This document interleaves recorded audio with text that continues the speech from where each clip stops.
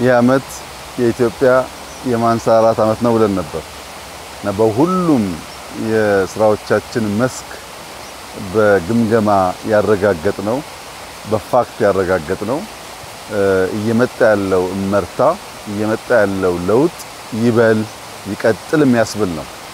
ኢትዮጵያ የምትነሳበት ዘመን የሚጣለው መሰረት በሁሉም መስክ ነው።